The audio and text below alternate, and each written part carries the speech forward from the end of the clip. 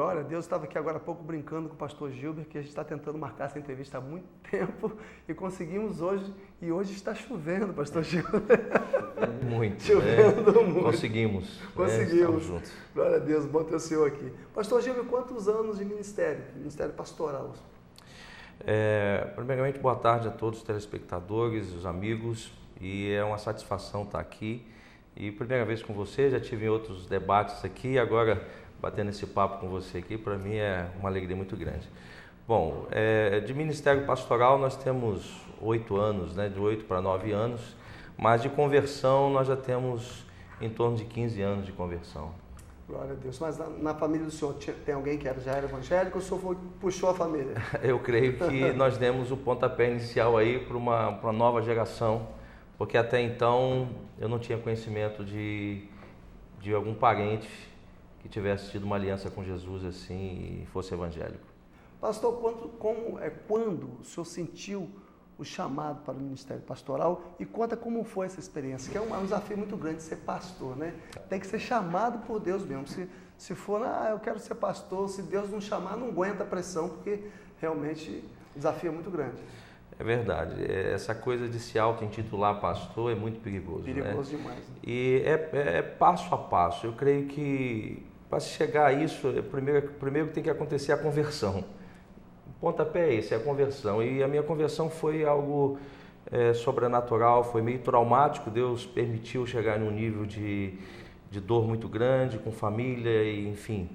Então, há 15 anos atrás, mais ou menos, a gente se converteu ali na Igreja Batista de Donana e começamos a caminhar, a frequentar a igreja e a ir conhecendo a Jesus, conhecendo a palavra, o Evangelho, e as coisas foram se encaixando, foram acontecendo de forma natural, como eu penso que deve ser. E a própria igreja testificando e confirmando dons e talentos. Então a igreja foi mostrando, testificando, a liderança também aprovando, e os frutos foram falando por si mesmo. Mas eu digo a você que eu nunca pensei e nunca projetei ser pastor. Não. Essa é a maioria dos pastores que a gente conversa fala a mesma coisa. Eu nunca verdade. pensei Não, em ser pastor. Não. É um chamado.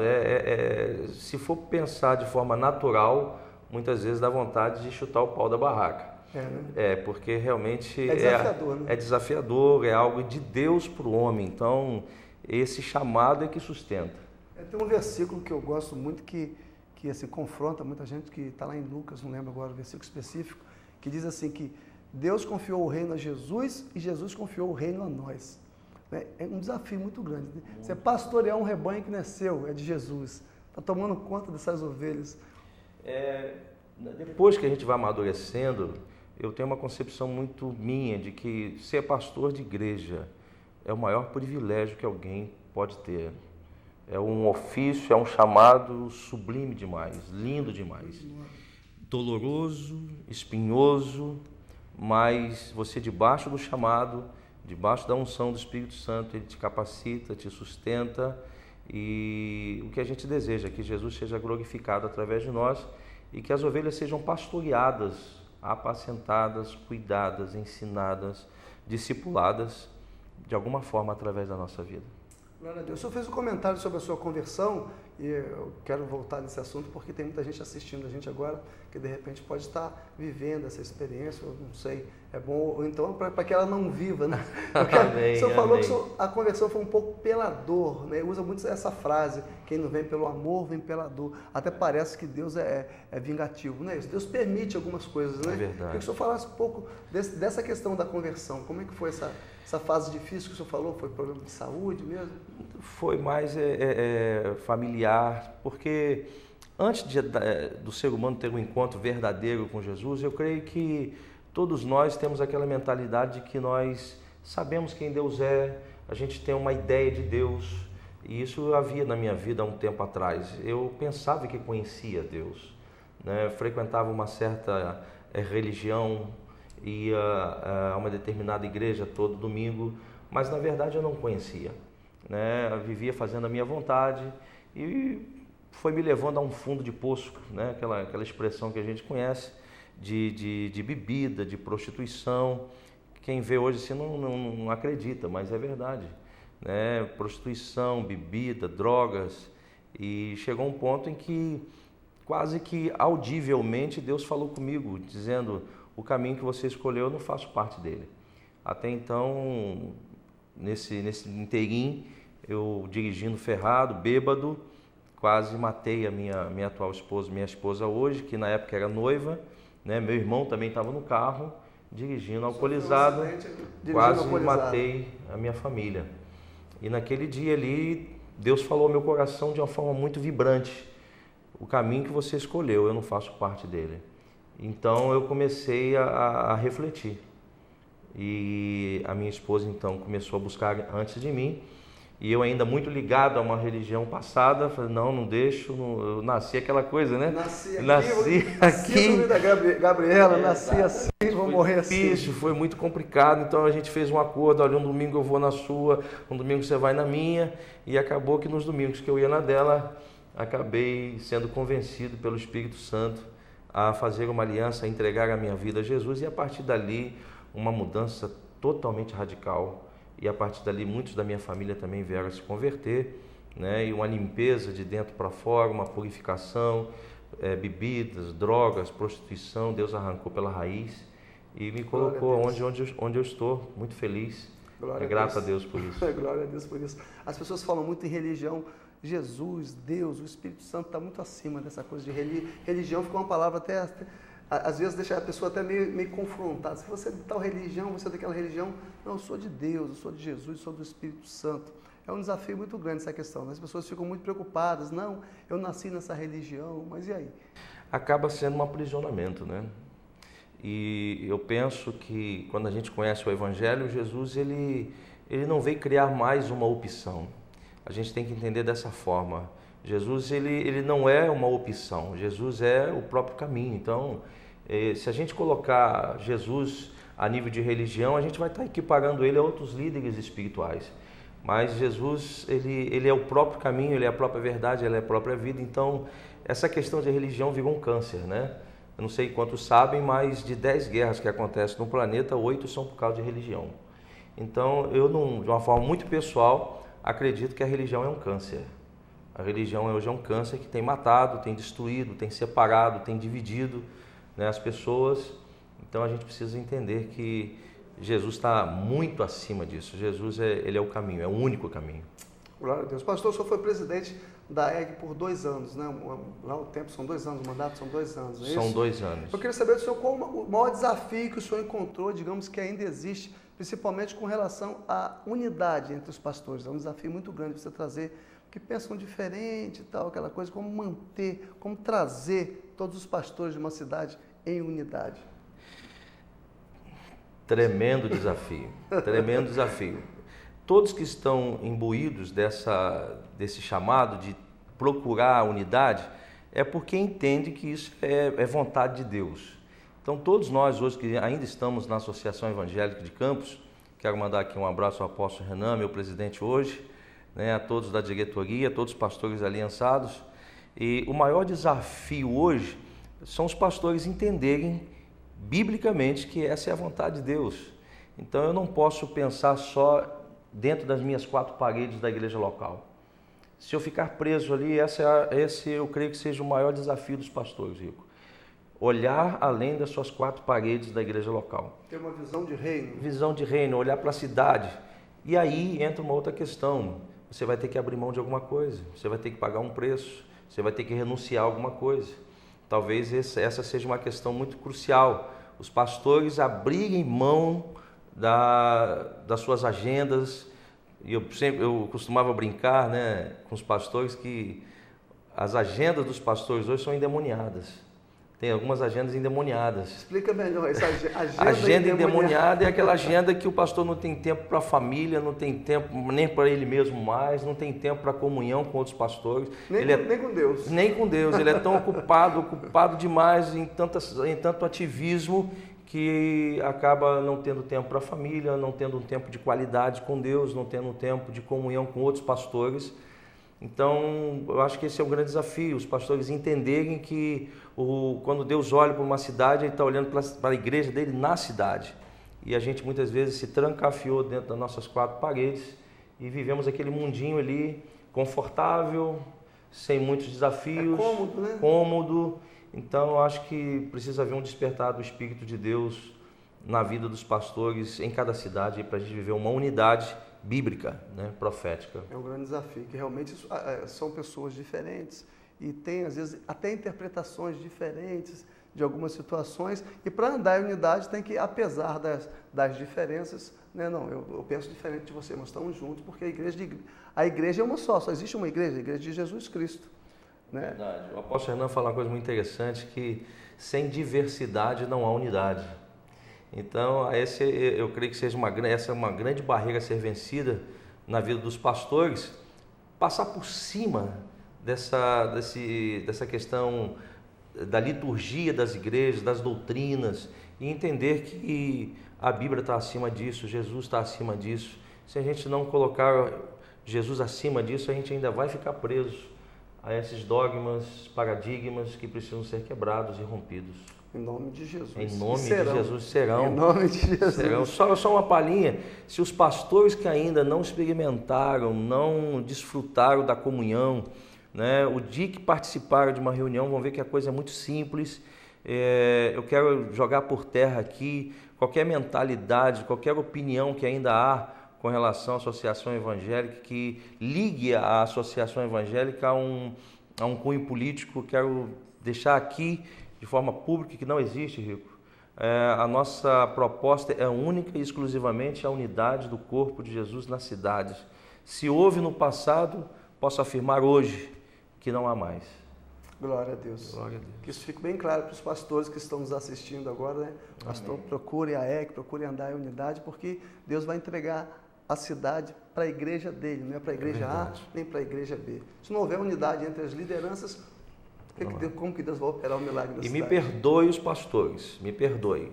Pastor que não consegue andar junto é porque está ferido, né? Existe alguma coisa aí que precisa ser tratada.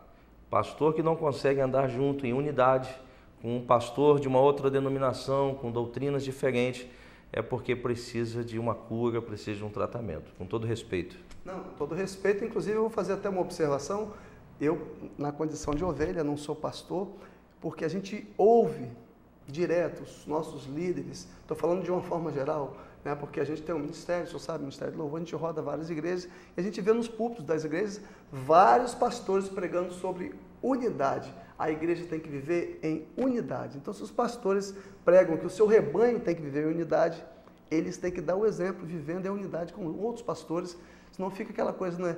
Faça o que eu digo, mas não faça o que eu faço. Exatamente. Aí é complicado, né, pastor? Concordo plenamente. Colocar em prática isso, né? Viver o que prega e pregar o que vive. É isso aí, um grande desafio, né? Mas glória a Deus por isso. Nós vamos chegar lá. Vamos lá. Pastor, analisando a igreja de hoje, vamos falar assim, a saúde espiritual da igreja hoje, como que está? Como que o senhor vê a saúde espiritual da igreja? A gente pode olhar com os olhos da fé e olhar com os olhos naturais. Eu quero fazer essa separação aqui. Se nós formos olhar com os olhos naturais, nós estamos vivendo na UTI.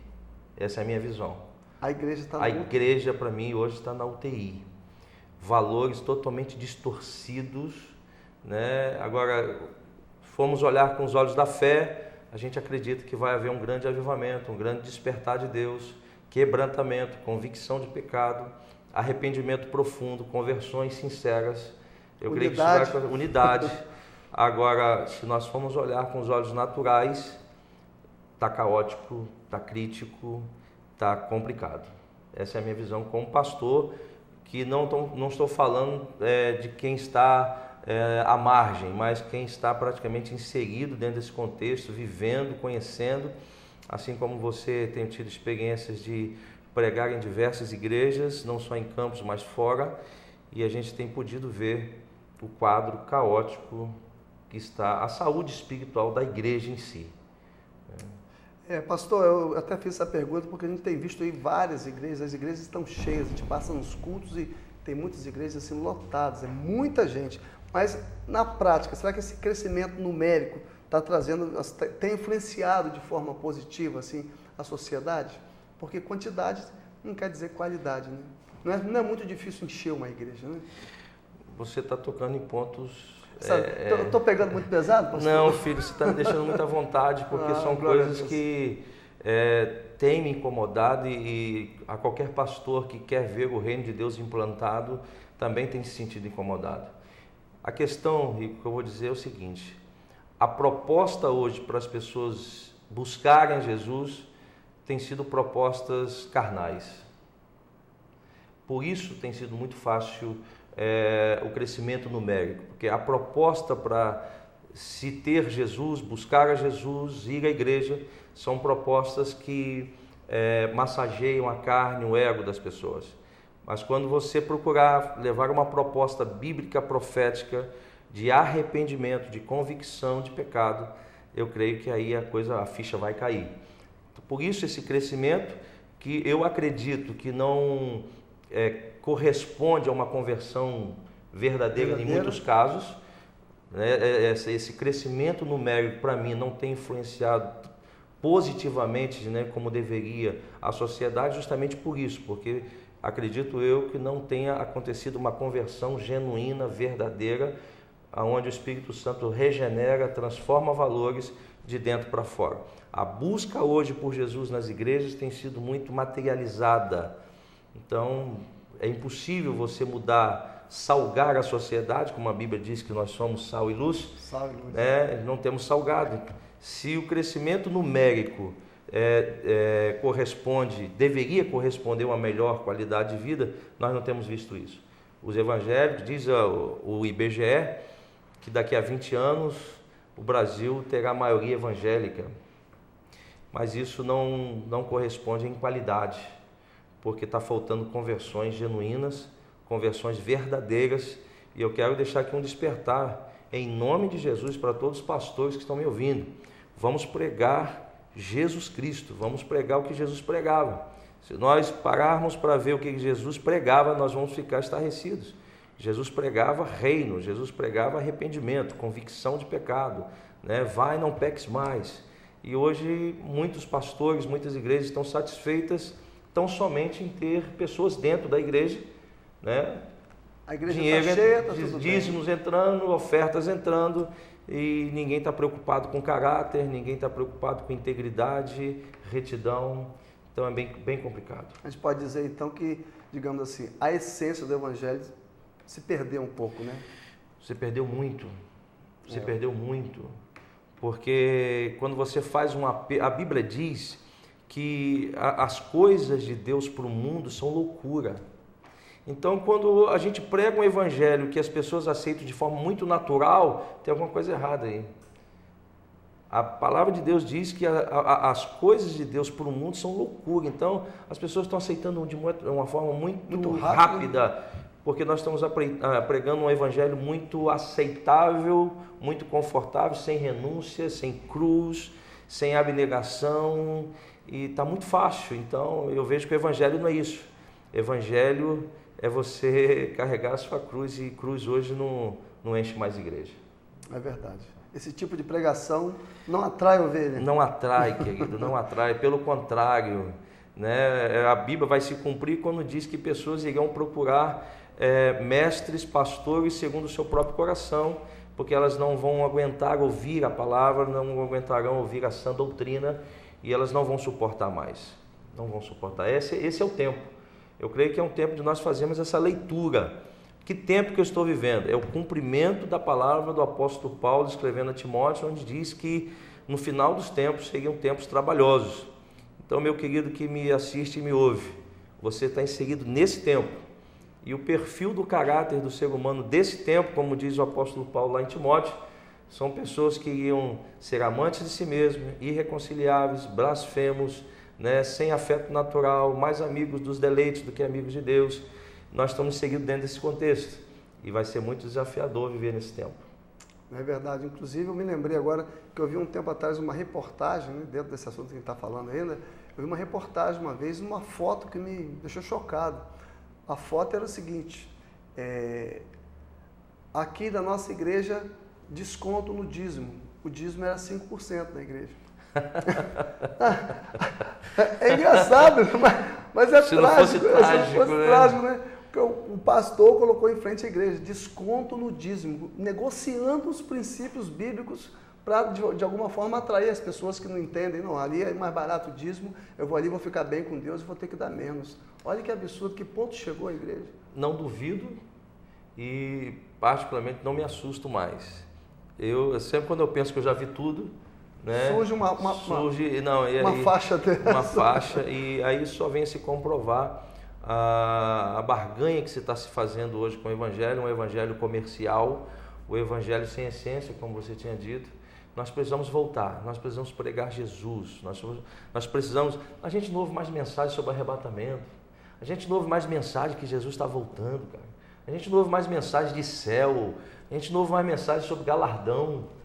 A gente precisa voltar, a gente pregar essas coisas na igreja, levar esperança ao povo, uma esperança além da terra. Jesus disse que se nós esperarmos nele só nessa terra, nós somos mais miseráveis dos homens.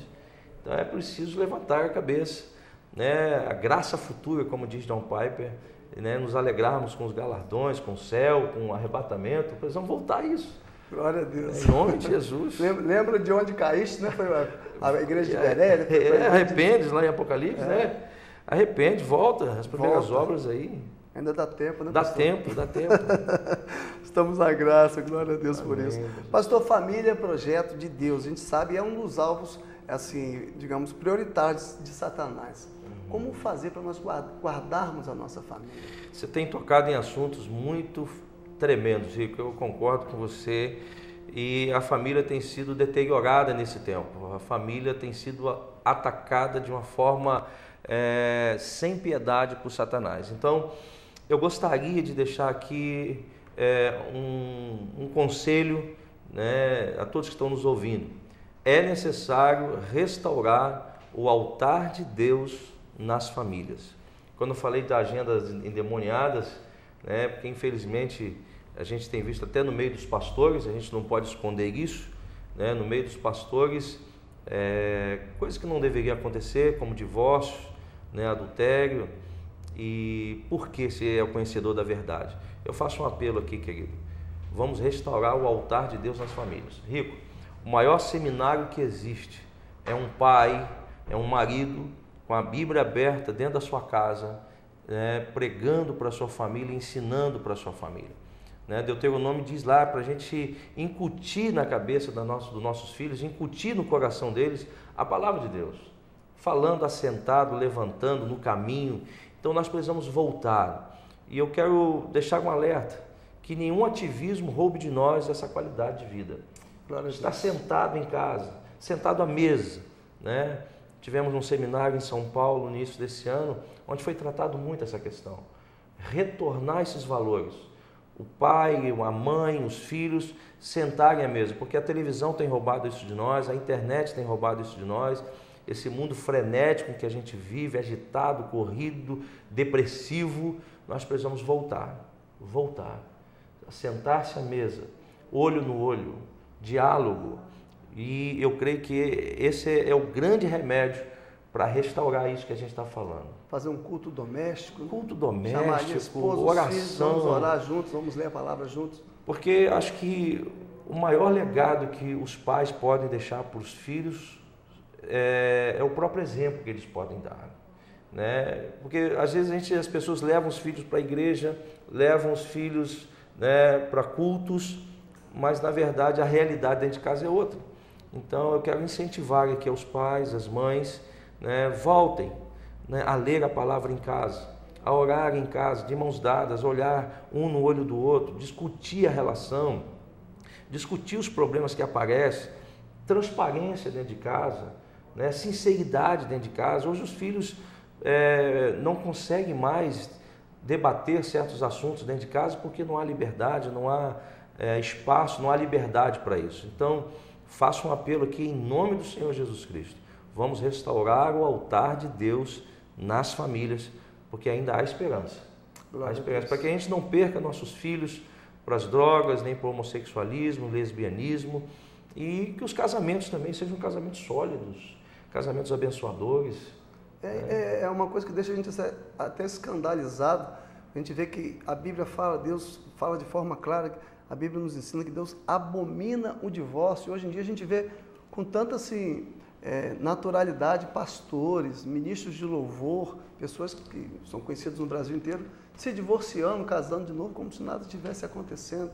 É muito mais prático, né? Ah, não está dando certo, não, separei. Mas vai contra os princípios de Deus, vai contra a palavra de Deus. Por mais que o casamento esteja em crise, por mais problemas que existam num relacionamento, porque todos os relacionamentos têm problemas, todas as pessoas têm problemas. Se você olha, às vezes, um pastor, uma pastora, olha assim, fala, meu Deus, que casal abençoado, eles não devem ter problema nenhum. Engana-se quem diz isso, né, pastor? Todo mundo tem problema no relacionamento, mas todos eles em Deus, né, com a intervenção aí divina, tem como ser resolvido, tem como caminhar em amor com a pessoa que Deus te deu, né? Em harmonia, né? Com certeza. Eu também creio acho que a grande questão é que ninguém nunca foi preparado para casamento, Rico. A gente não se prepara para casar, né? Infelizmente, há pouco preparo dos pais, há pouco preparo nas igrejas para o casamento. Então, as maiores lutas a gente vai vivendo no decorrer do casamento, os desafios, as barreiras, as tentações, as provações. Mas o que nós precisamos são de homens e mulheres de Deus que se deixam ser lapidados por Deus, moldados por Deus e com aquela visão. Eu casei para fazer o meu cônjuge feliz. E se houver esse equilíbrio dentro do casamento, nós vamos ter um casamento muito maravilhoso aí. É se deixar ser tratado na essência, no caráter, homens e mulheres de Deus, muita vigilância, tem faltado muita vigilância hoje, né? Casamentos acabando por causa de falta de vigilância. É uma coisa que a gente quase, né, a gente comenta-se muito, mas é pouco praticado. Ninguém está vigiando nada mais. É verdade. Ninguém está vigiando. Vigiais para que não entreis em tentação. O próprio Jesus falou isso, né? Exatamente, a vigilância faz parte. Na verdade, hoje muitos não estão vigiando mais. A questão da internet, a questão, falando de pastores aconselhando irmãs sozinhos no gabinete, isso é perigoso. Internet até de madrugada, bate-papo, coisas que não edificam em nada. Então, meu querido, em nome de Jesus, minha querida, vigilância. Vigilância é essencial nesse tempo. Glória a Deus. Você tocou num assunto também muito interessante. Outro dia eu estava dando uma palavra para uma igreja e eu falei justamente sobre essa questão da internet. Tem muitas pessoas que passam 3 horas na frente da internet evangelizando. Ponto. Pô, você fica 3 horas na frente da internet evangelizando, mas não tem 15 minutos, meia hora para ler a Bíblia. Tem alguma coisa errada. Tem que parar e rever isso, né? Em nome de Deus, em nome da obra de Deus, as pessoas, o tal do ativismo, né? Estão ali tão envolvidas com a obra de Deus que se esquecem do Deus da obra. Não tem tempo para orar, para conversar com Deus, não tem tempo para meditar na palavra dele como ele me ensina. Eu estou muito ocupado evangelizando na internet, 3 horas de internet e nem 1 minuto de Bíblia. Tem algo errado, né, pastor? Com certeza, Rico. E, queridos, essa questão da internet tem sido muito preocupante. Talvez não tão discutido hoje no Brasil, mas no Oriente, o povo oriental já estão tratando isso como algo muito sério. A dependência da internet, a dependência de pornografia, pessoas dependentes de pornografia, né, da tecnologia. Então, a gente tem criado hoje relacionamentos muito virtuais.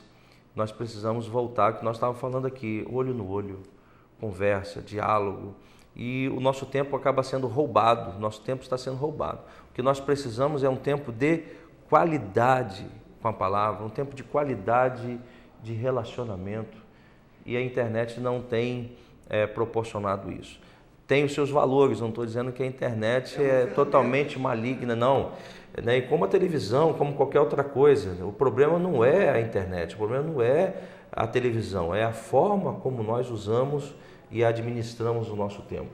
Então, eu creio que a esperança é questão de realmente de vigiar, né, de aproveitar bem. Tem tantas ferramentas tremendas na internet que pode edificar. Agora, não justifica ficar, né, como você falou, 3 horas. Tem tempo para ler a Bíblia, eu estou evangelizando no Facebook. Mas muito mais do que as pessoas se enganam, Rico. Não, a minha missão primeira é evangelizar. Sua missão primeira não é evangelizar, sua missão primeira é ter intimidade com Deus, é adorar a Deus, é conhecer a Deus. Aí sim você vai falar de um Deus que você conhece. Agora, evangelizar é uma consequência, né? Mas a missão primeira realmente é ter intimidade com o nosso Deus, o nosso Pai. Glória a Deus. Irmãos, que papo abençoado. Eu volto já com o pastor Gilber da Igreja Batista Getsemane. Getsemane em Campos. Daqui a pouco a gente volta a continuar esse papo abençoado com o pastor. Vamos adorar o Senhor, você adora, daí nós adoramos aqui. Louvor com o irmão Regis Danese. Sai daí não, volto já, fique com a gente e fique na paz. Maravilha.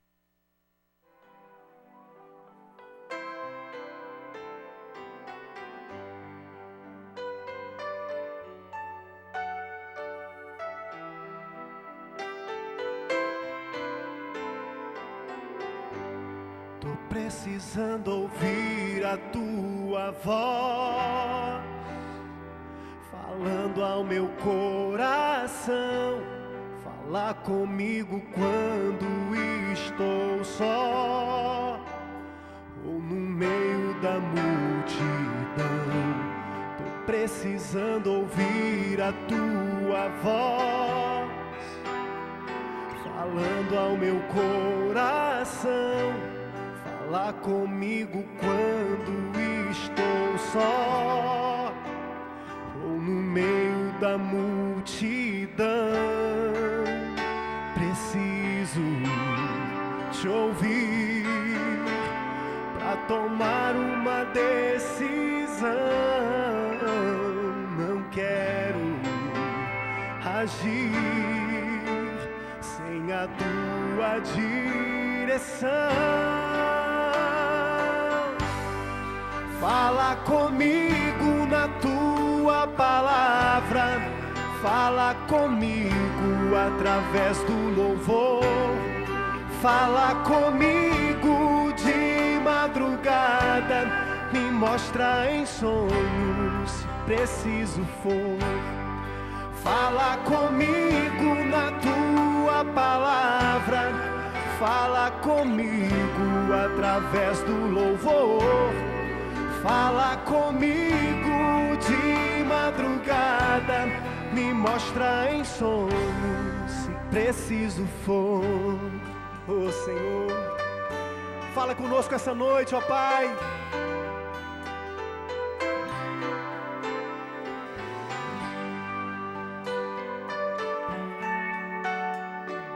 Precisamos ouvir a tua voz, Senhor. Precisando ouvir a tua voz, falando ao meu coração, falar comigo quando estou só, ou no meio da multidão. Tô precisando ouvir a tua voz, falando ao meu coração, falar comigo quando estou só, ou no meio da multidão. Preciso te ouvir pra tomar uma decisão. Não quero agir sem a tua direção. Fala comigo na tua palavra, fala comigo através do louvor, fala comigo de madrugada, me mostra em sonhos se preciso for.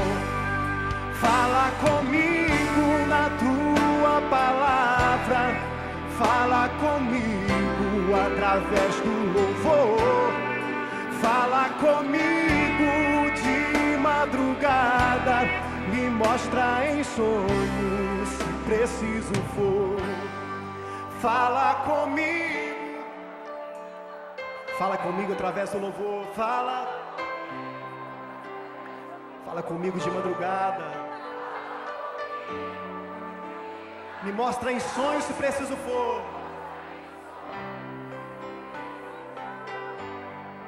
Fala comigo na tua. Fala comigo. Fala comigo de madrugada. Me mostra em sonhos se preciso for. Fala comigo na tua palavra. Fala comigo através do louvor. Fala comigo de madrugada.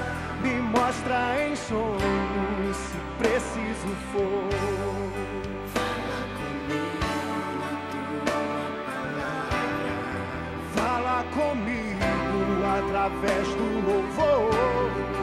Fala comigo de madrugada. Me mostra em sonhos se preciso for.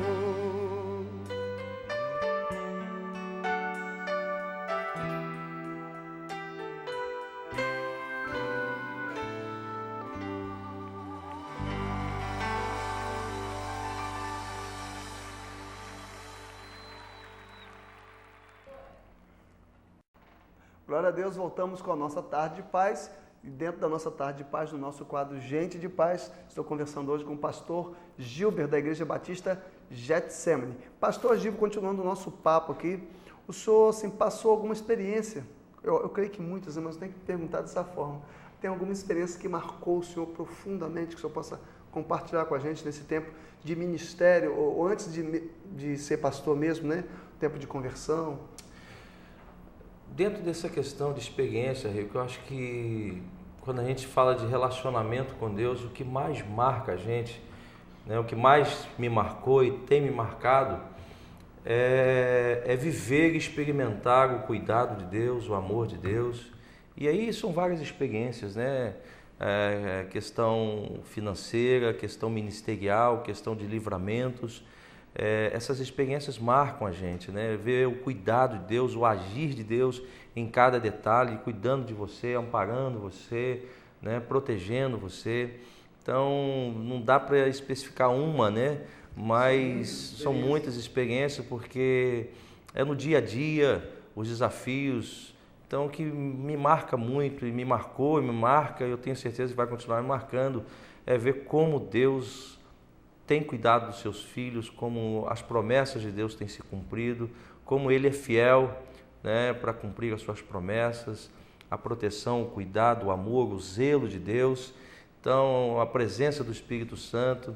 E se eu pudesse destacar uma aqui, eu talvez destacaria aí até como um alerta aí para todos os adoradores, né? As maiores experiências que eu tenho tido com Deus, na verdade, são dos meus momentos trancados com Deus dentro do meu quarto. Sou pastor de igreja, né, várias pessoas, púlpito, pregando em igrejas, mas eu não trocaria o meu momento a sós com Deus, trancado com Deus, onde eu posso escancarar meu coração, vomitar diante de Deus, ser realmente quem eu sou ali. Esses momentos têm me marcado muito, Rico. Devocional, não? Devocional, eu acho que tem faltado muito isso, sabe? Você não esperar pelo culto na igreja, mas cultuar a Deus na sua intimidade, isso tem me marcado demais. Não ficar esperando pelo culto na igreja ou ficar limitado a experiências com Deus somente dentro das quatro paredes, mas conhecer a Deus na intimidade. Se você fala de experiência, eu poderia citar uma aqui, dentro desse contexto, como ministro de louvor que eu fui há um tempo atrás.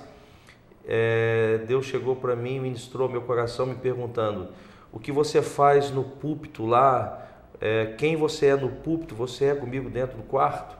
Ou seja, eu tive que reconhecer que há um tempo atrás eu era um animador, eu era um puro animador de público, porque ali diante deles eu era uma coisa, mas quando eu me trancava com Deus eu não era nada daquilo. Então Deus me confrontou e me levou à intimidade com Ele para que eu possa ser na igreja a extensão de quem eu sou dentro de casa, trancado no quarto com Ele. Glória a Deus. Você falou que você foi ministro de louvor durante um tempo, né? Foi. Chegou a ministrar mesmo na frente da igreja? fazer o louvor, conduzir o louvor na igreja? Chegamos, né? Na época da minha conversão, eu acho que Deus me forjou no calor da batalha, dentro da fornalha mesmo, né? Pela carência do lugar onde a gente se converteu na época, né? Uma igreja muito carente, acabou a gente assumindo muitas responsabilidades, além do louvor, tesoureiro da igreja, dirigente de evangelismo e outras coisas mais, né?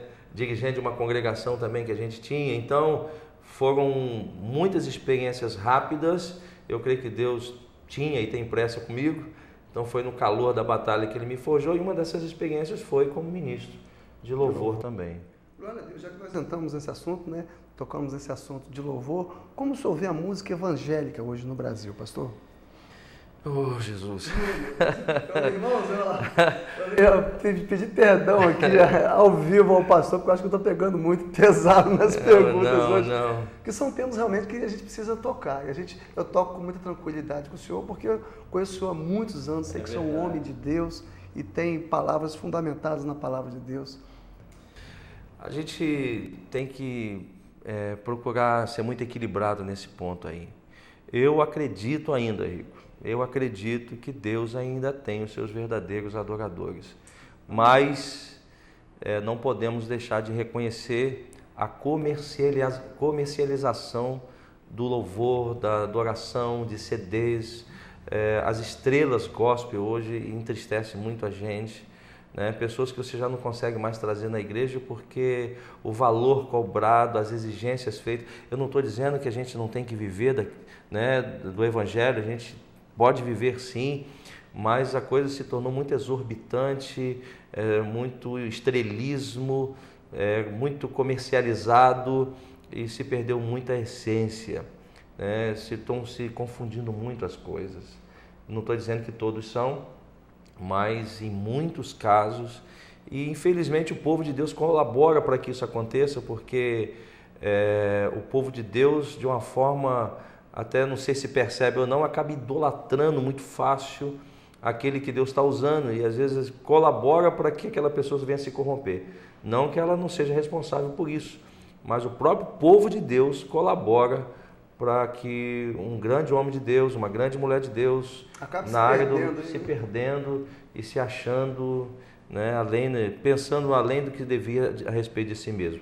Mas eu acredito que Deus ainda tem verdadeiros adoradores que se humilham diante de Deus, reconhecem o valor de Deus e não são dominados pelo dinheiro, né, nem pelo amor ao dinheiro. Mas nós também, nessa área, estamos vivendo uma coisa muito crítica também, uma situação muito crítica. Com certeza. Toquei nesse assunto porque, enfim, ele surgiu, né? Veio à tona aqui, mas é uma situação realmente muito delicada, porque a gente entende que as pessoas que vivem do Evangelho, né, digno o obreiro do seu salário. Sim, a gente sabe que um músico, né, ele tem uma banda, e a banda, os músicos todos vivem do Evangelho, então ele precisa ter uma renda para sustentar, mas daí a ter um cachê fixo, né? Eu estou falando assim, não vou falar exemplo de ninguém, mas é 50 mil, é 30 mil, é 40 mil, é uma coisa que assusta um pouco a gente, porque a gente sabe que existe a renda de venda de CDs, a renda da venda de DVDs, e a gente entende que, digamos assim, você pagar o custo é obrigação. Qual o custo para esse ministério vir até a igreja? Pagou o custo, daí para frente, né? Inclusive os músicos, né? Se tem lá um artista, ele tem lá 5, 6 músicos, o custo desses músicos é tanto, o custo da passagem é tanto, o custo do hotel, vocês vão ver aí, a hospedagem por conta de vocês, mas aí estipular um valor, não, eu só vou por 50 mil, eu só vou por 30 mil, é complicado. A gente até entende, eu até entendo que quando por exemplo, um evento de rua, que é alguém que está promovendo, enfim, é uma coisa, mas quando é para dentro da igreja, isso me incomoda um pouco. O fato do cara, do ministro de louvor cobrar um cachê, para ir na minha igreja, dentro da minha igreja, não vou cobrar entrada, não vou cobrar nada, não, mas para ir na sua igreja eu cobro 40 mil. Complicado, delicado isso, né, pastor? Muito complicado, e eu penso que tema até delicado para a gente tocar, né? É verdade. Desconfortável, mas eu penso que a palavra-chave aí seria equilíbrio, seria simplicidade. Seria tão bom se esses homens e mulheres de Deus que Deus tem levantado nessa geração, né, pudessem ir em determinadas igrejas que gostaria muito de ter esses irmãos lá, mas se torna impossível. Não tem condição de levar. Não tem condições de levar.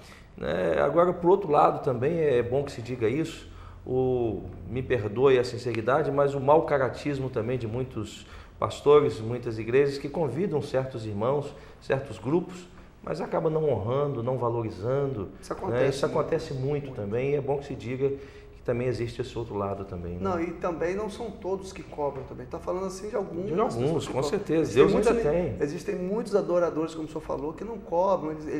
É uma oferta voluntária. Uma coisa equilibrada, né? Isso. Mais de Deus esse negócio, né? É verdade. É mais de Deus. E como o senhor falou, realmente existe essa outra coisa que a gente não focou, que é a questão do cara vai na igreja, chega na igreja, às vezes a igreja não paga nem não tem dinheiro para pagar nem a despesa. O cara tem que tirar dinheiro do bolso para poder pagar a despesa para ir na igreja, porque às vezes o líder não reconhece essa situação, né?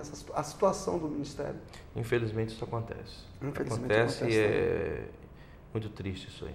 Bom, pastor, existe, para a gente fechar aqui já está terminando, irmãos, como sempre, passa muito rápido, fechar aqui esse papo nosso tão abençoado, existe algo que o senhor experimentou assim com relação ao evangelho ou ao ministério, que o senhor, digamos assim, algo que o senhor experimentou no passado, que o senhor sente saudade hoje, o senhor queria, naquela época era assim, os cultos eram assim, o louvor era assim, existe alguma coisa?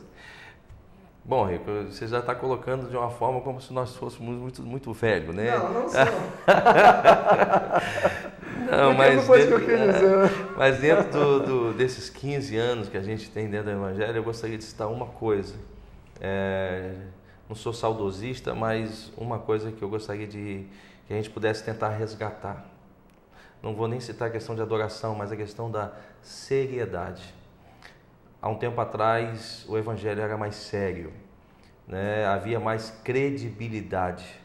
Então, eu penso que se há uma coisa que eu gostaria que voltasse, né? Não nos valores de antigamente, mas até mais do que antigamente, seria a seriedade, né, que nós tínhamos antes, a credibilidade. Hoje, infelizmente, está arriscado você chegar no comércio e você disser que é um evangélico, aí mesmo que eles vão te consultar, vão consultar SPC, vão consultar Telecheque, Serasa, porque nós temos alguns empresários lá na igreja e, infelizmente, aqueles que mais dão mau testemunhos, os maus pagadores, infelizmente, são os cristãos. Então, se há uma coisa que eu gostaria que a gente resgatasse, seria a seriedade.